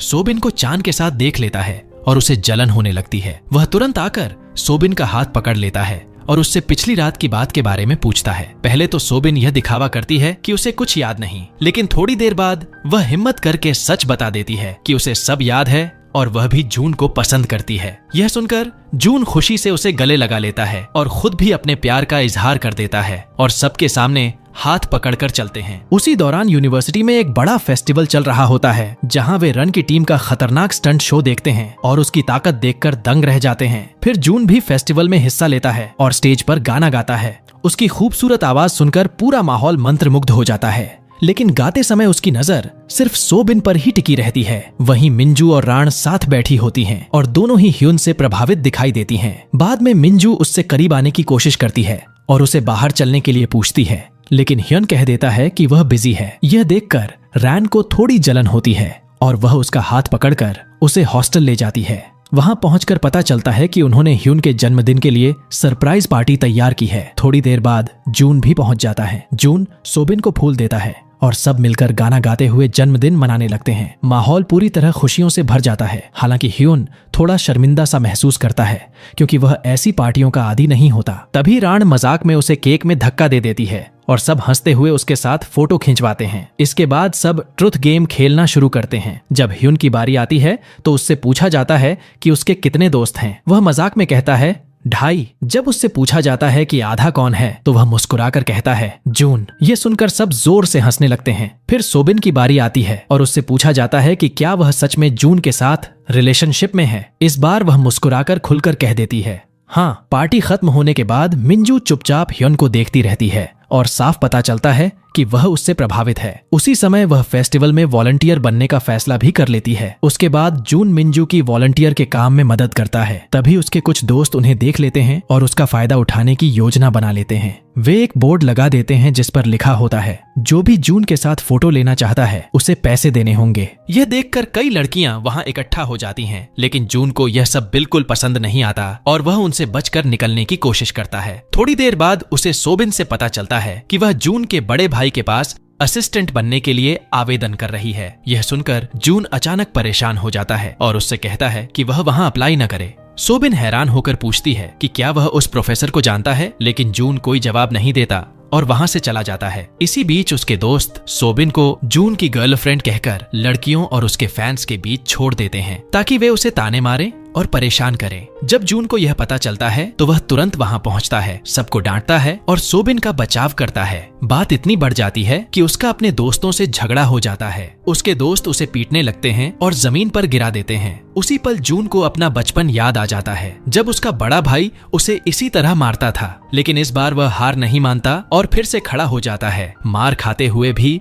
खुद को संभालता रहता है। बाद में वह सोबिन से कहता है कि यही उसकी सच्चाई है। वह हमेशा पिटता रहता है और खुद को बचाना भी नहीं जानता, लेकिन सोबिन उसे गले लगा लेती है और कहती है कि वह फिर भी उससे प्यार करती है। वह उसे घर तक छोड़ने जाती है, उसके घाव साफ करती है, दवा लगाती है और उसके सो जाने तक उसके पास बैठी रहती है। सोते हुए उसे देखती रहती है। उसी रात ह्यून उसे फोन करके उसका हाल पूछता है और उसकी आवाज से साफ पता चलता है कि वह उसके लिए सच में चिंतित है। यह सुनकर जून खुश हो जाता है क्योंकि पहली बार ह्यून उसे सच्चे दोस्त की तरह ट्रीट कर रहा होता है। अगले दिन सोबिन उसे घर पर मिलने आती है और उसके लिए दवा भी लेकर आती है। जून उसे देखते ही गले लगा लेता है, लेकिन तभी सोबिन के फोन पर कॉल आता है। जैसे ही जून स्क्रीन पर नंबर देखता है उसे समझ आ जाता है कि वह उसके बड़े भाई का फोन है। कॉल खत्म होने के बाद जून उसे सच बता देता है कि उसका बड़ा भाई हमेशा उसके साथ बुरा व्यवहार करता था और वह दुनिया में सबसे ज्यादा उसी से नफरत करता है क्योंकि बचपन में वही उसे मारता पीटता था। सोबिन उसकी बात सुनकर बहुत भावुक हो जाती है। दूसरी तरफ राण जब ह्यून से मिलती है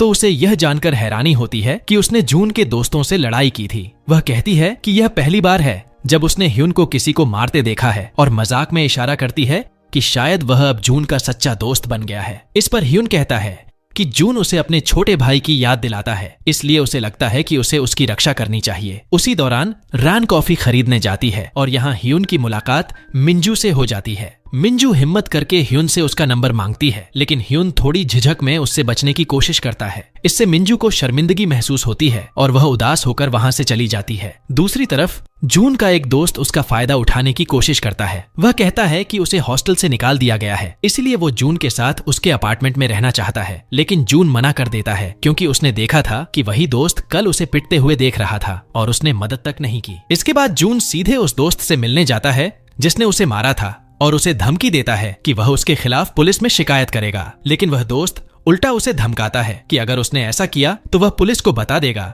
कि ह्यून ने उसे मारा था। यह सुनकर जून हैरान रह जाता है क्योंकि उसे तब पता चलता है कि ह्यून ने सच में उसकी खातिर लड़ाई की थी। वह तुरंत ह्यून के पास जाता है और उसे धन्यवाद कहता है। वह कहता है कि बचपन से उसकी इच्छा थी कि उसका भी कोई बड़ा भाई हो जो उसकी रक्षा करे। तभी अचानक ह्यून के फोन पर उसके छोटे भाई का कॉल आता है। वह बताता है कि उनकी माँ की तबीयत बहुत खराब है और उनकी पीठ का ऑपरेशन करना पड़ेगा, नहीं तो वह दोबारा चल नहीं पाएंगी। यह सुनकर ह्यून अपने भाई को दिलासा देता है और कहता है कि वह अपनी पढ़ाई पर ध्यान दे, बाकी सब वह संभाल लेगा। इसके बाद ह्यून यूनिवर्सिटी की सेक्रेटरी से जाकर फॉर्म लेता है ताकि वह पढ़ाई छोड़कर पूरी तरह काम कर सके। वह अपना सामान समेटने लगता है, तभी उसका छोटा भाई वहां पहुंच जाता है और उसका रहने का हाल देखकर भावुक हो जाता है। वह कहता है कि ह्यून हमेशा उसके लिए कुर्बानी देता आया है, इसलिए अब उसने फैसला किया है कि वह भी पुलिस अकादमी छोड़ देगा और काम करेगा ताकि पैसे कमा सके। वह अपने भाई को अकेले संघर्ष नहीं करने देगा, लेकिन ह्यून यह सुनकर सख्त मना कर देता है और कहता है कि वह खुद सब संभाल लेगा। वह अपने भाई को रोते हुए वहां से भेज देता है। तभी रास्ते में उसकी मुलाकात जून से होती है और जून उससे सारी बात जान जाता है। थोड़ी देर बाद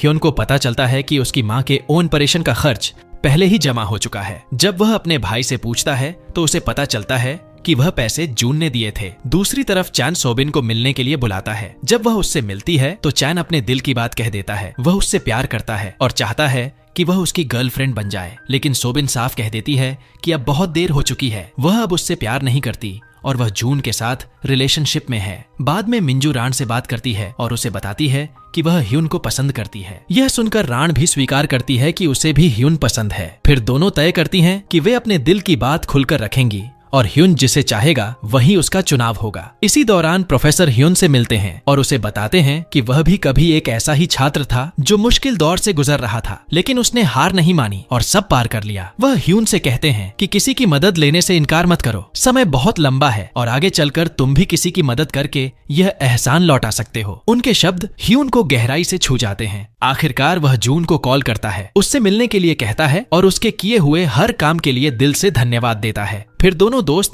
साथ साथ चलते हुए लंबी बातचीत करते हैं। धीरे धीरे साफ दिखने लगता है कि अब वे सच में बहुत करीब के दोस्त बन चुके हैं। इसी बीच मिंजू फैसला करती है कि वह अपने दिल की बात ह्यून से कहेगी, इसलिए वह सोबिन से मदद मांगती है। अगले दिन सोबिन ह्यून को लंच पर बुलाती है और तभी मिंजू ऐसे दिखाती है जैसे वह बस संयोग से वहां आ गई हो और उनके साथ बैठ जाती है। वह ह्यून को एक स्केच दिखाती है जो उसने खास उसके लिए खुद बनाया था। थोड़ी देर बाद वह उससे अकेले में बात करने के लिए कहती है। जब वे दोनों अलग जाते हैं तो मिंजू हिम्मत करके कह देती है कि वह उसे पसंद करती है, लेकिन ह्यून बहुत शांति से उसे मना कर देता है और माफी मांगते हुए कहता है कि फिलहाल उसके पास प्यार के लिए समय ही नहीं है, क्योंकि वह अपने काम और जिम्मेदारियों में उलझा हुआ है। यह सुनकर मिंजू की आंखों में आंसू आ जाते हैं और दूर खड़ी राण यह सब देख लेती है। उसी रात ह्यून अपना सामान लेने हॉस्टल लौटता है, लेकिन उसके पास रहने के लिए कोई जगह नहीं होती, इसलिए वह सड़क पर ही सो जाता है। नींद में उसे अपने दिवंगत पिता का सपना आता है। पिता उसे गले लगा रहे होते हैं, जबकि वह रोते हुए कहता है कि उसने माँ और अपने भाई का ख्याल रखने के लिए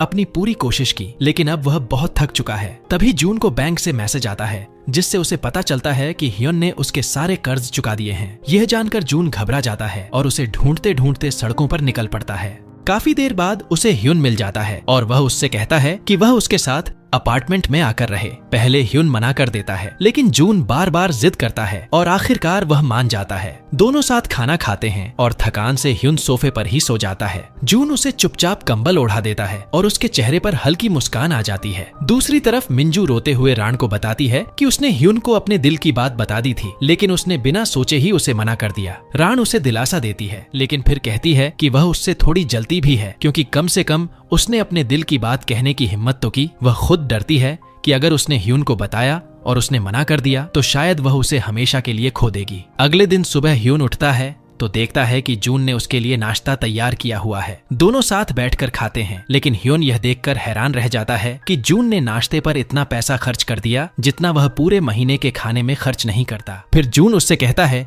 कि वह उसके साथ कपड़े चुनने चले। ह्यून को यह भी अजीब लगता है क्योंकि जून के लगभग सारे टी शर्ट एक जैसे ही दिखते हैं और वह उसे डांटते हुए कहता है कि वह अपने पैसे यूं ही फिजूल में उड़ा देता है। उधर सोबिन जब जून के भाई के ऑफिस जाती है तो देखती है कि वह जून का वही वीडियो देख रहा है जिसमें उसे पीटा जा रहा था। वह उससे जून के बारे में पूछता है। सोबिन को हैरानी होती है कि वह उसमें दिलचस्पी ले रहा है, इसलिए वह बताती है कि जून ने उसके लिए लड़ाई की थी और उसी की रक्षा कर रहा था। बातचीत के दौरान वह यह भी बता देती है कि वह जानती है कि वे दोनों भाई हैं, और यह सुनकर वह चौंक जाता है। फिर उसे पता चलता है कि सोबिन और जून रिलेशनशिप में हैं। बाद में सोबिन जाकर जून से कहती है कि उसके भाई ने उसके बारे में पूछा और वह उसकी चिंता करता हुआ लगा, लेकिन जून कड़वाहट से कहता है कि उसका भाई लोगों के सामने ऐसा दिखावा करता है जबकि सच में वह उससे शर्म महसूस करता है। इसके बाद सोबिन उसे छोड़कर क्लास के लिए निकल जाती है। रास्ते में जून का एक दोस्त उससे मिलता है और उससे माफी मांगता है कि उसने उसके साथ गलत किया। वह कहता है कि बाकी दोस्त भी उससे माफी मांगना चाहते हैं और उसे अपने साथ चलने को कहता है। सोबिन उसकी बातों पर भरोसा कर लेती है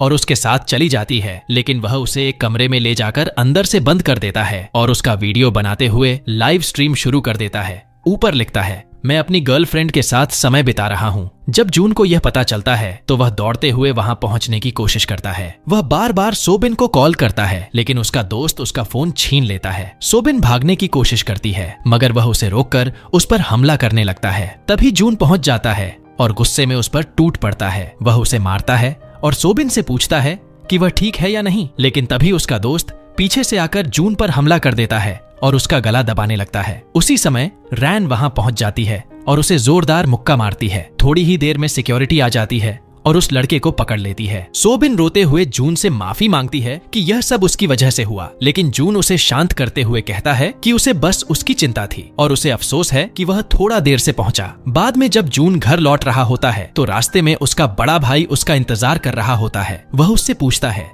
कि उसने उन लोगों को वापस क्यों नहीं मारा जिन्होंने उसे पीटा था। तब जून धीरे से कहता है कि वह अब भी वह समय नहीं भूल पाया जब उसका भाई ही बचपन में उसे मारता था और शायद उसी वजह से वह मार सहने का आदी हो गया है। ये सुनकर उसका भाई भी अंदर से हिल जाता है। जून उसे छोड़कर अपने अपार्टमेंट चला जाता है। रात में उसे एक भयानक सपना आता है जिसमें उसका भाई फिर से उसे मार रहा होता है। वह घबराकर उठ जाता है और रोने लगता है। तभी ह्यून काम से लौटकर उसे कांपते हुए देखता है और उसके पास बैठकर उसे शांत करने की कोशिश करता है, उसे दिलासा देता है ताकि उसका डर कम हो सके। अगले दिन सोबिन एक सुंदर ड्रेस पहनकर जून से मिलने जाती है जैसा उन्होंने पहले तय किया था, लेकिन जून देर कर देता है। जब वह उसे फोन करती है तो जून कह देता है कि वह आज उससे नहीं मिल पाएगा। यह सुनकर सोबिन परेशान हो जाती है और उसे देखने उसके घर पहुंच जाती है। वहां वह देखती है कि जून खुद को कमरे में बंद करके बैठा है। वह उसे थोड़ा स्पेस देने का फैसला करती है और उस पर दबाव नहीं डालती। तभी चैन उसे जाते हुए देख लेता है और उससे बात करने की कोशिश करता है, लेकिन सोबिन उसे अनदेखा करके चली जाती है। यह सब देखकर चांद समझ जाता है कि जून और सोबिन के बीच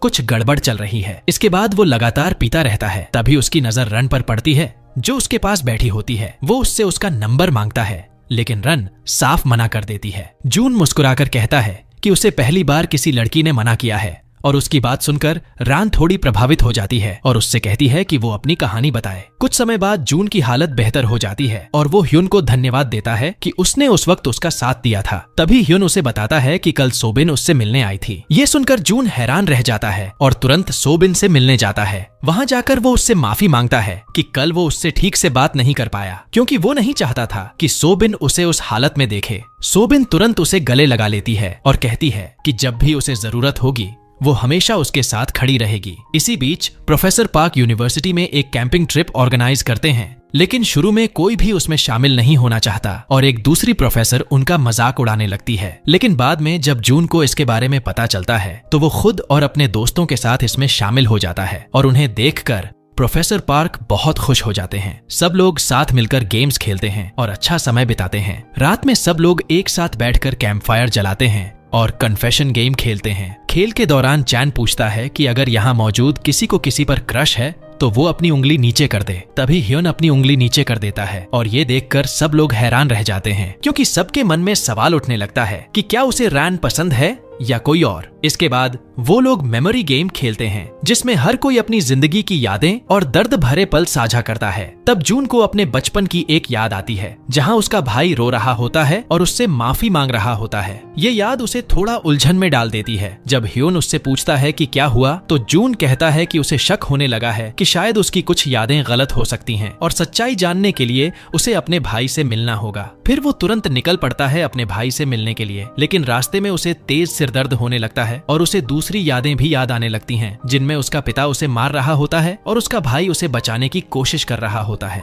अब जून खुद भी समझ नहीं पा रहा होता कि असल में सच क्या है। जब वो अपने भाई से मिलता है तो उसका भाई आखिरकार सच बता देता है कि बचपन में उनके पिता ही जून को मारते थे। ये सुनकर जून पूरी तरह हैरान रह जाता है और उससे पूछता है कि उसने इतने सालों तक सच क्यों छुपाया। उसका भाई माफी मांगते हुए बताता है कि वो जानबूझकर जून को घर से दूर रखता था ताकि उसे उनके पिता की हिंसा से बचा सके। वो उससे बहुत प्यार करता था और दूर रहकर भी उसकी परवाह करता था। जून ये सब सुनकर भावुक हो जाता है और अपने भाई को सच बताने के लिए धन्यवाद देता है। इसके बाद वो अपने अपार्टमेंट लौट आता है। उधर ह्युन भी जून को लेकर चिंतित होता है, लेकिन जब जून उससे मिलता है तो वो उसे सारी सच्चाई बता देता है कि आखिरकार उसे पता चल गया है कि उसका भाई हमेशा से उससे प्यार करता था और उसकी रक्षा कर रहा था। उसी समय सोबिन भी जून के लिए चिंतित होती है और उसका हाल जानना चाहती है, लेकिन वो उसे परेशान नहीं करना चाहती, इसलिए इंतजार करती है कि जब जून खुद तैयार होगा तब उससे बात करेगा। दूसरी तरफ रैन भी सो नहीं पा रही होती क्योंकि उसे लगता है कि शायद ह्युन मिंजू को पसंद करता है, जबकि मिंजू को लगता है कि ह्युन का क्रश रान ही है। अगले दिन जून सोबिन से मिलता है और उसे बताता है कि उसने आखिरकार अपने भाई के साथ सारे गलतफहमियां सुलझा ली हैं। ये सुनकर सोबिन बहुत खुश हो जाती है और कहती है कि उसे पहले से यकीन था कि उसका भाई उससे सच में प्यार करता है। बाद में लेक्चर के दौरान प्रोफेसर स्टूडेंट्स से पूछती हैं कि उनकी इंस्पिरेशन कौन है। तब जून सबको चौंकाते हुए कहता है कि उसकी इंस्पिरेशन ह्यून है, क्योंकि वो बेहद मेहनती और इंटेलिजेंट है और कई जॉब्स करने के बावजूद भी हमेशा टॉप ग्रेड्स लाता है। उसके बाद सोबिन भी ह्यून का नाम लेती है और कहती है कि वो ऐसा इंसान है जिस पर हमेशा भरोसा किया जा सकता है। उनकी बातें सुनकर ह्यून थोड़ा शर्मिंदा महसूस करने लगता है। जब क्लास खत्म होती है तो बाहर मिंजू उनका इंतजार कर रही होती है और ह्यून से अकेले में बात करने के लिए कहती है। तब ह्यून उसे बताता है कि जिस लड़की को वो पसंद करता है वो रैन है। मिंजू मुस्कुराते हुए कहती है कि उसे अपने फीलिंग्स कन्फेस करने का कोई पछतावा नहीं है, बल्कि वो खुश है कि उसे ह्यून जैसा अच्छा इंसान जानने का मौका मिला। वो उसे एक ड्राइंग देती है जो उसने उसके लिए बनाई थी और उसे धन्यवाद कहती है कि उसने उसे अपनी बात कहने का मौका दिया। इसके बाद वो वहाँ से चली जाती है। दूसरी तरफ ह्यून सोबिन के साथ टहलते हुए अपने अपार्टमेंट की तरफ जाता है, लेकिन जैसे ही वो घर पहुँचता है उसे अपनी माँ वहाँ इंतजार करती हुई मिलती है। उसकी माँ अंदर आते ही उस लड़की के बारे में मजाक करने लगती है जिसे उसने उसके साथ देखा था और फिर उससे उसके बड़े भाई के बारे में पूछती है, क्योंकि वो उससे संपर्क नहीं कर पा रही होती। अचानक उसकी माँ रोने लगती है और जून देखता है कि उसके हाथों पर चोट के निशान हैं। तब उसे पता चलता है कि उसका पिता सालों से उसकी माँ के साथ हिंसा कर रहा है, लेकिन उसकी माँ उससे विनती करती है कि वो इस बारे में किसी को कुछ ना बताए और टूटे हुए दिल के साथ वहाँ से चली जाती है। ये देखकर जून तुरंत अपने भाई को फोन करता है और उसे सारी बात बताता है। उसका भाई बताता है कि उसने कई बार उनकी माँ से कहा था कि वो घर छोड़ दे, लेकिन वो कभी तैयार नहीं हुई। इसके बाद जून ह्यून को मैसेज करता है और कहता है कि वो उससे मिलना चाहता है क्योंकि वो बहुत परेशान है। दोनों मिलकर बैठते हैं और जून उससे उसके पिता के बारे में पूछता है। तब ह्यून बताता है कि उसका पिता एक पुलिस ऑफिसर था और उसने अपने पिता से ताकत विरासत में पाई थी ताकि वह अपनी माँ और अपने भाई की रक्षा कर सके। फिर जून भी ह्यून को अपनी सच्चाई बताता है, कैसे उसका पिता उसके साथ और उसकी माँ के साथ बेहद हिंसक था और अक्सर उन्हें मारता पीटता था। यह सुनकर ह्यून चौंक जाता है क्योंकि उसे अब समझ आता है कि जून की जिंदगी उतनी आसान बिल्कुल नहीं थी जितनी वह पहले सोचता था। दूसरी तरफ जून का पिता अपने बेटे का वह वीडियो देख लेता है जिसमें उसे पीटा जा रहा था। वह तुरंत अपने ड्राइवर को आदेश देता है कि वह हर जगह जून पर नजर रखे। ड्राइवर उसका आदेश मानकर यूनिवर्सिटी तक उसका पीछा करता है और देखता है कि जून वहाँ सोबिन के साथ है। उधर रैन सो रही होती है और उसे एक डरावना सपना आता है जिसमें वह देखती है कि ह्यून की शादी मिंजू से हो रही है। वह घबराकर जाग जाती है और तभी एक प्रोफेसर उसे देख लेती हैं। जब वे उससे पूछती हैं तो रान बताती है कि उसे किसी पर क्रश है, लेकिन वह अपने दिल की बात कहने से डरती है। प्रोफेसर उसे सलाह देती हैं कि वह हिम्मत करके अपनी भावनाएं बता दे, वरना हो सकता है कि वह मौका हमेशा के लिए खो दे और जिंदगी भर पछताए। यह सुनकर रैन को हिम्मत मिलती है। वह ह्यून के पास जाती है और उससे कहती है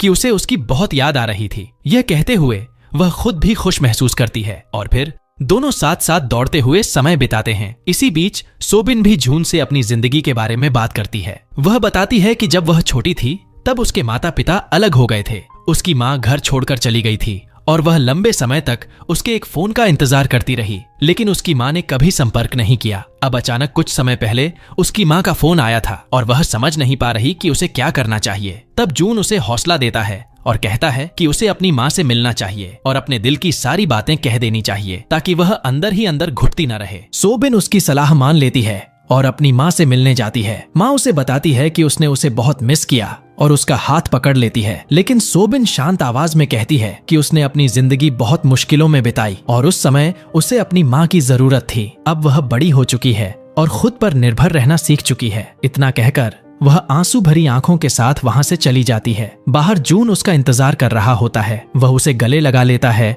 और उसे दिलासा देता है। कहता है कि शायद उसे अपनी माँ को माफ करने में थोड़ा समय लगेगा। फिर वह उसका हाथ पकड़कर उसके साथ टहलने लगता है। तभी अचानक उनके सामने वही ड्राइवर आ जाता है और जून से कहता है कि उसके पिता उसे तुरंत घर बुला रहे हैं। सोबिन यह सुनकर चिंतित हो जाती है, लेकिन जून उसे भरोसा दिलाता है कि सब ठीक होगा और वह ड्राइवर के साथ चला जाता है। उसके बाद सोबिन सीधे जून के भाई के ऑफिस पहुंचती है और उसे बताती है कि उनके पिता ने जून को घर बुलाया है। यह सुनते ही उसका भाई डर जाता है और तुरंत उसे बचाने के लिए निकल पड़ता है। रास्ते में उसे अपने बचपन की एक याद आती है, जब उसने अपने पिता को चेतावनी दी थी कि अगर उन्होंने फिर से जून को मारा तो वह सबको सच्चाई बता देगा, और उसने अपने पिता से कहा था कि वे जून को छोड़ दें और बदले में वह उनकी हर बात मानेगा। इसी दौरान जून घर पहुंच चुका होता है। उसका पिता उसे वही वीडियो दिखाता है जिसमें वह पिट रहा था और गुस्से में कहता है कि उसने उसे शर्मिंदा कर दिया है। फिर वह आदेश देता है कि जून वापस घर में आकर रहे ताकि वह उस पर नजर रख सके, लेकिन जून साफ मना कर देता है। यह सुनकर उसका पिता गुस्से में उसे कमरे में बंद कर देता है और उसे मारने ही वाला होता है कि तभी उसका बड़ा भाई पहुंच जाता है और उसे रोक लेता है। वह जून को कमरे से बाहर निकाल देता है और अपने पिता से भिड़ जाता है। गुस्से में कहता है कि उसने उन्हें कई बार चेतावनी दी थी कि वे उसके भाई के पास ना आएं। इस बार उसके पिता भी उससे डरते हुए नजर आते हैं। उसी समय जून की माँ भी वहाँ पहुँच जाती है और दरवाजे पर जोर जोर से दस्तक देकर अपने बेटे को पुकारने लगती है। वह पूरी तरह टूट जाती है और रोने लगती है। यह देखकर जून को अपने बचपन का वही दर्दनाक पल याद आता है जब कुछ ऐसा ही हुआ था, लेकिन इस बार उसकी माँ हिम्मत करती है और पुलिस को फोन करके अपने पति के खिलाफ शिकायत दर्ज करा देती है कि उसने उस पर और उसके बच्चों पर हिंसा की है। इसके बाद जून अपने भाई के साथ कार में बैठकर वहां से निकल जाता है। रास्ते में वह उसे धन्यवाद देता है कि उसने हमेशा उसकी रक्षा की और उसके लिए अपनी खुशियां तक कुर्बान कर दी। फिर वह अपने अपार्टमेंट लौट आता है जहां ह्यून उसका इंतजार कर रहा होता है और चिंता में उसे देखने की कोशिश करता है कि वह ठीक है या नहीं, लेकिन जैसे ही जून उसे देखता है वह खुद को रोक नहीं पाता और फूट फूट कर रोने लगता है। हियन उसके पास खड़ा रहता है और उसे शांत करने की कोशिश करता है। दिन गुजरने लगते हैं, लेकिन जून गहरे दुख में डूब जाता है। वह अपने कमरे में खुद को बंद कर लेता है, बाहर नहीं निकलता और किसी से बात भी नहीं करता। यूनिवर्सिटी में उसकी गैरहाजिरी सबको महसूस होने लगती है। सोबिन भी उसके बारे में पूछती है, लेकिन वह खुद भी उससे संपर्क नहीं कर पा रही होती। एक दिन वह ह्यून के साथ टहल रही होती है और सोचती है कि शायद वह जून के अपार्टमेंट जाकर उसे देखे, लेकिन तभी अचानक जून उनके सामने आ जाता है। उसे देखते ही वह सबसे पहले सोबिन को गले लगा लेता है और कहता है कि उसे उसकी बहुत याद आ रही थी। इसके बाद वह ह्यून के साथ बैठकर बात करता है और मजाक में कहता है कि अब वे दोनों बराबर हो गए हैं क्योंकि अब दोनों ने एक दूसरे को रोते हुए देख लिया है। फिर वह दिल से उसे धन्यवाद देता है कि वह उसकी जिंदगी में है और उसकी मौजूदगी उसके दर्द को काफी हल्का कर देती है। लेकिन तभी अचानक उनके सामने वही लड़का आ खड़ा होता है, जून का वही दोस्त जिसने पहले सोबिन का अपहरण किया था, जो अब जेल से बाहर आ चुका होता है। उसके चेहरे पर पछतावा साफ दिखाई देता है और वह जून से अपने किए के लिए माफी मांगता है। वह कहता है कि वह यूनिवर्सिटी छोड़ने वाला है क्योंकि उसे लगता है कि उसने सब कुछ बर्बाद कर दिया है, लेकिन जून उसे रोक देता है और कहता है कि वह उसे अपनी जिंदगी इस तरह बर्बाद नहीं करने देगा। जून उसे समझाता है कि अगर सच में उसे अपने किए पर पछतावा है तो उसे सोबिन से माफी मांगनी चाहिए और फिर एक नई शुरुआत करनी चाहिए। जून की बातों का उस पर गहरा असर होता है। उसकी आंखों में आंसू आ जाते हैं और वह वही करने का फैसला करता है। अगले दिन वह पूरे स्टूडेंट्स के सामने सोबिन से माफी मांगता है। सबके सामने घुटनों के बल बैठकर रोते हुए कहता है कि वह उसे माफ कर दे। यह देखकर सोबिन उसके पास जाती है, उसे खड़ा करती है और कहती है कि उसने उसे माफ कर दिया है। उसी समय प्रोफेसर अंदर आते हैं और सबको बताते हैं कि सेमेस्टर के आखिर के लिए एक नया प्रोजेक्ट दिया जा रहा है, खासकर उन स्टूडेंट्स के लिए जिन्होंने पिछला प्रोजेक्ट खराब कर दिया था। वह यह भी बताते हैं कि इस बार टीम वही रहेगी, वही सदस्य जो पहले थे। बाद में जून का वही दोस्त सभी को साथ में बाहर चलने का निमंत्रण देता है और सब मान जाते हैं। पूरी टीम साथ बैठती है, ड्रिंक्स लेती है, हंसती मुस्कुराती है और धीरे धीरे एक दूसरे के और भी करीब आ जाती है। इसी बीच एक बड़ी खबर फैलती है। जून के पिता के खिलाफ उनकी पत्नी ने पुलिस में शिकायत दर्ज कराई है कि उसने उस पर और अपने बच्चों पर हमला किया था। जब जून का पिता यह खबर देखता है तो गुस्से से आग बबूला हो जाता है। वह ऑफिस जाता है तो पाता है कि कंपनी के लगभग सभी कर्मचारी उसे छोड़कर जा चुके हैं। जब वह घर लौटता है तो घर भी खाली मिलता है। उसकी पत्नी अपना सामान लेकर जा चुकी होती है और अब वह बिल्कुल अकेला रह गया होता है। गुस्से और हताशा में वह शराब पीने लगता है और फिर सीधे जून के अपार्टमेंट पहुंच जाता है। उसे लगता है कि शायद उसकी पत्नी वहीं होगी, इसलिए वह पूरे घर में उसे ढूंढने लगता है, लेकिन वह कहीं नहीं मिलती। तब जून उससे बात करता है और उसे संभालने की कोशिश करता है। वह कहता है कि उसके व्यवहार की वजह से ही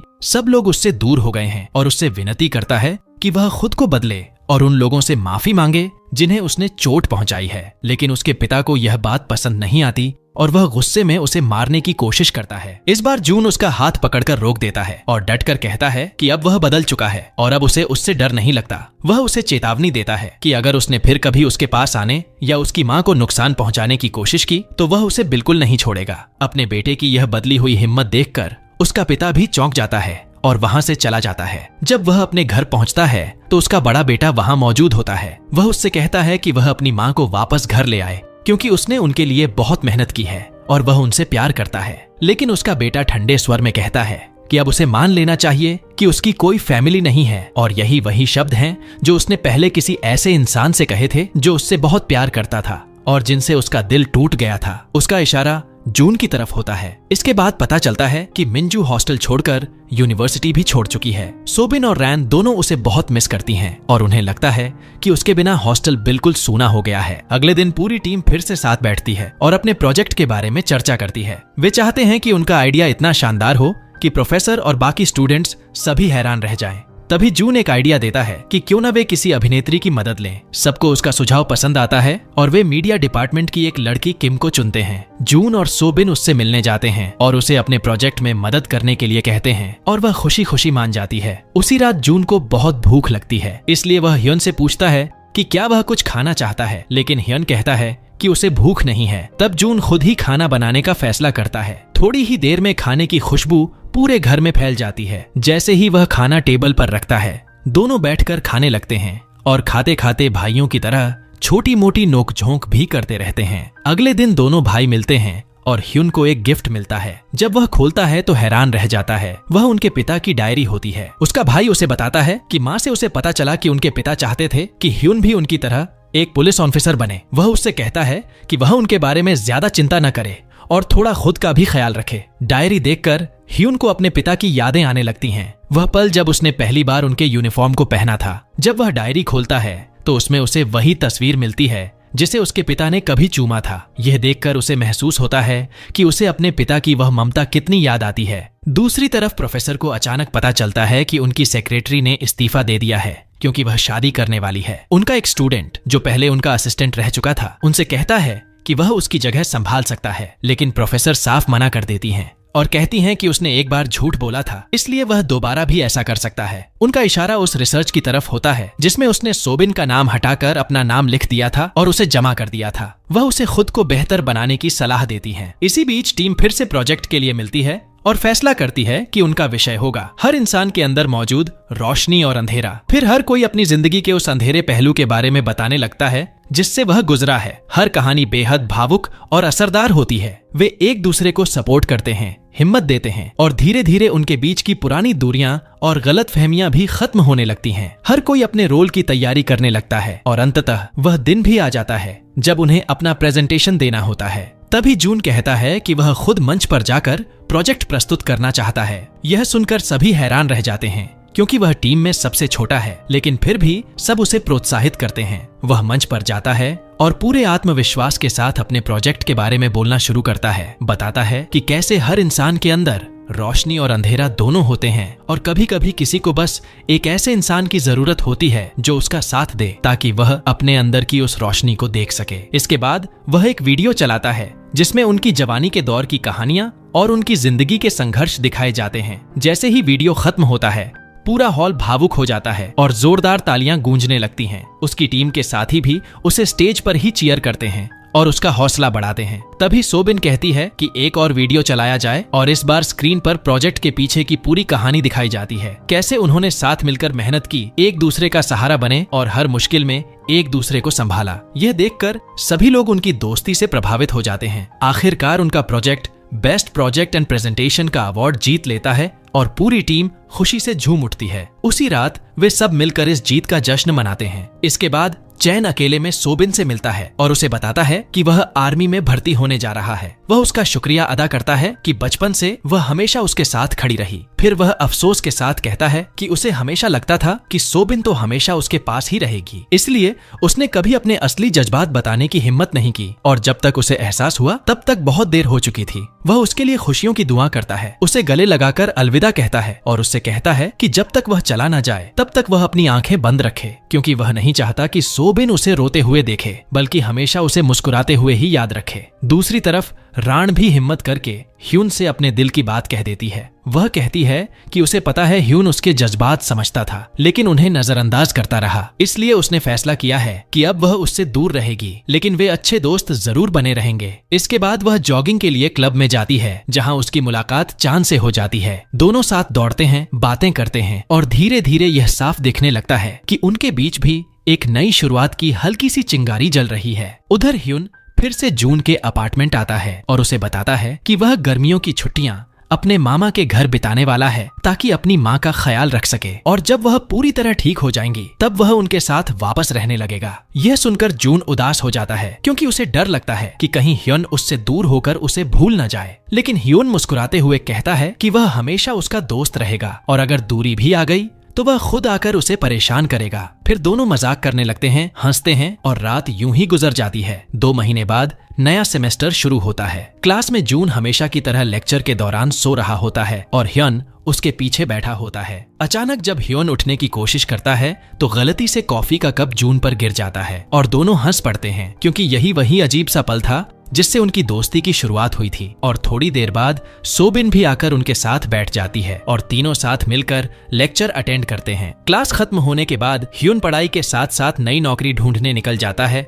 और मजाक में फिर कहता है कि उसके पास अभी भी प्यार के लिए समय नहीं है। लेकिन इस बार फर्क ये है कि अब उसके पास ऐसे दोस्त हैं जो हर मुश्किल को हल्का कर देते हैं और उनकी मौजूदगी ही उसकी जिंदगी को खुशियों से भर देती है। आखिर में तीनों दोस्त साथ बैठते हैं, अपने पुराने दिनों और उन तमाम पलों को याद करते हैं जिनसे गुजरकर वे यहाँ तक पहुँचे हैं, और हंसते हंसते वही यादें उनके चेहरों पर मुस्कान ले आती हैं। और इसी खूबसूरत पल के साथ हमारी कहानी यहीं खत्म होती है। अगर आपको ये कहानी पसंद आई हो तो वीडियो को जरूर लाइक करें, चैनल को सब्सक्राइब करें और बेल आइकन दबाना न भूलें, ताकि हमारा कोई भी अगला वीडियो आपसे मिस ना हो जाए। आपका कीमती वक्त देने के लिए दिल से बहुत बहुत धन्यवाद। फिर मिलेंगे अगले वीडियो में एक नई कहानी के साथ। तब तक अपना ख्याल रखें।